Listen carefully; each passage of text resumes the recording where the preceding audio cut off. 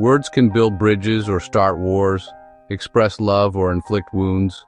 But in the most desperate moments, words become a lifeline, a fragile thread connecting someone in peril to someone who can help. Nowhere is this more true than in a 911 call. We imagine these calls as frantic, but sometimes, the most urgent calls are the quietest. In these moments, the right words can mean the difference between life and death. A single sentence can alert a dispatcher to hidden danger. The caller must be brave and clever, using language as both shield and signal. They trust the person on the other end to understand what isn't being said. This is where the dispatcher's role becomes critical. They're not just operators, they're detectives of language, listening for clues between the lines. They must sense the emergency in a seemingly ordinary request. It requires deep empathy and sharp intuition. The dispatcher becomes a partner in a secret conversation, working with the caller to bring about a safe resolution. The story we're about to explore is a testament to this delicate dance. It's the story of a 911 call that was quiet, coded, and profoundly powerful. This event exposed a major flaw in emergency response systems. It showed that saving a life sometimes requires patience, understanding, and the ability to hear a silent scream for help. It forced a complete rethinking of how we train those who answer our most desperate calls. The call came into the 911 center like any other, logged, recorded, and routed to an operator. On the line was a woman who wanted to order a pizza. Prank calls happen, but something in her voice made the dispatcher pause. He didn't hang up. He listened. The woman was trapped with her abuser, unable to speak openly. She couldn't scream or describe her emergency, so she pretended to order a pizza, hoping the dispatcher would understand. Her voice was steady, her tone measured. "I'd like to order a pizza for delivery," she said. The dispatcher, initially confused, asked, "Ma'am, you've reached 911. She insisted, repeating her request. This was the critical moment. A less intuitive dispatcher might have dismissed the call. But he sensed the disconnect between her calm words and the context. This single interaction set off a chain of events that saved her life and changed dispatcher training forever. The transcript became a foundational case study in what it means to truly listen. It proved that saving lives sometimes means hearing what isn't said. Imagine being watched by someone who holds power over your safety. Every word is scrutinized. The threat of violence is ever present. You have a phone, a lifeline, but you can't use it openly. This is the reality for countless victims of domestic violence. In this high-stakes environment, direct communication is impossible. The victim must become a strategist, finding a way to communicate peril without alerting the abuser. That's why the woman in our story chose to order a pizza, a mundane act that wouldn't arouse suspicion. Her calm demeanor was a shield, her performance a survival tactic. Any tremor in her voice could have given her away. She was walking a tightrope, hoping the dispatcher would be her safety net. Speaking in code is common for victims whose abusers control their every move. When a victim does manage to call, it's often under extreme duress, with the abuser listening. They rely entirely on the listener's ability to decode the message.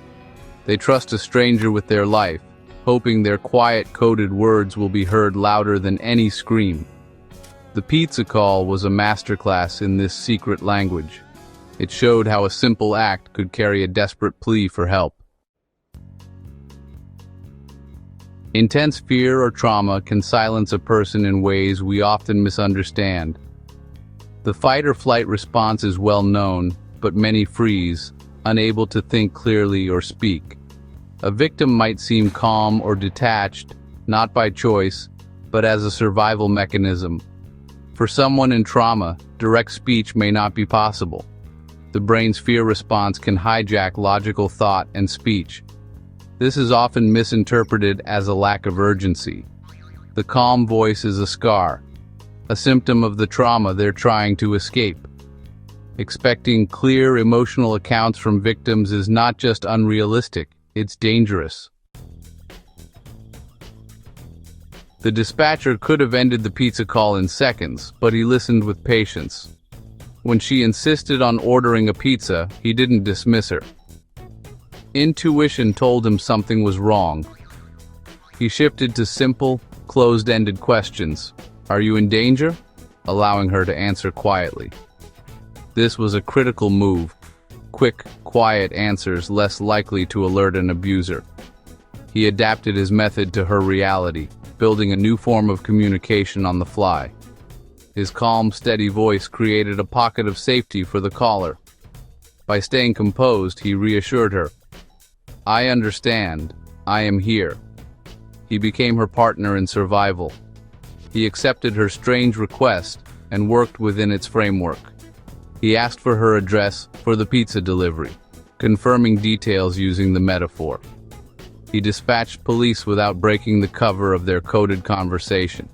It was a masterclass in empathy, intuition, and adaptive communication. True listening is about understanding context and the silence that surrounds words. This approach saved her life. It set a new standard for what it means to be a dispatcher. Sometimes, the best response is to listen between the lines. The rescue hinged on two things: patience and wording. The dispatcher resisted the urge to rush, giving the caller time to communicate in her own way. His patience created trust, a lifeline for someone risking everything. By staying on the line, he showed her he was taking her seriously. The shift to yes or no questions was tactical genius. "Is the person hurting you still in the room?" could be answered with a whisper. He built a secret language with her in real time. Confirming her address for delivery ensured officers knew where to go. Asking about extra toppings could signal weapons. Every word was chosen to protect her. Because of this careful dance, police arrived prepared. The rescue was successful. The woman brought to safety, her abuser arrested. It was a quiet victory, forged with empathy and a few carefully chosen words. This call proved that patience and careful wording can save lives. Sometimes the gentlest approach is the most powerful. For decades, 911 systems followed rigid rules. Get information fast. Expect clear answers. This worked for fires or accidents, but failed in cases of domestic violence. The system didn't account for victims who couldn't speak freely. Women, the majority of intimate partner violence victims, were often dismissed if they didn't sound in danger. Calls with coded language were seen as pranks or non-urgent. The old rules misunderstood trauma and control. They demanded clarity victims couldn't provide. Calm voices were deemed not in real danger, coded stories, unreliable. Survival tactics were misread as signs that no help was needed. The consequences were devastating. Women left in danger, their pleas unheard. The pizza call exposed this flaw. It proved the need for a system that understands the language of fear. The rules had to change.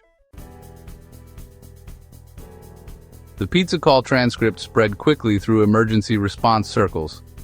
It was a wake-up call, proof the old script was broken. Training shifted to a trauma-informed approach. Dispatchers learned about the effects of fear and why victims might speak in code. They were taught to recognize code words and shift to yes or no questions. Role-playing exercises based on the pizza call became standard. Dispatchers practiced staying calm, building trust, and extracting information under pressure. The focus shifted from speed to safety. The primary goal became the caller's well-being. The legacy of the pizza call is a generation of dispatchers who can hear the unheard. They know a plea for help can come in many forms. The quietest calls are sometimes the most desperate. This new script is saving lives every day. The lessons from the pizza call reach far beyond dispatch centers. They reveal the hidden realities many women face: trapped, isolated, forced to speak in code. This story validates their experiences and shows they're not alone. It's a symbol of hope and proof that systems can change. When people listen and adapt, they can make a profound difference. The shift in dispatcher training is a step toward a world where every plea for help is heard. It teaches us all to listen more deeply, to notice when words don't match a situation. We can all be better listeners, creating safe spaces for those in need. The legacy of this call is awareness and empowerment. By sharing this story, we raise awareness about domestic violence and the courage of its victims. We empower dispatchers and women alike. Listening with empathy is one of the most powerful tools we have to protect one another.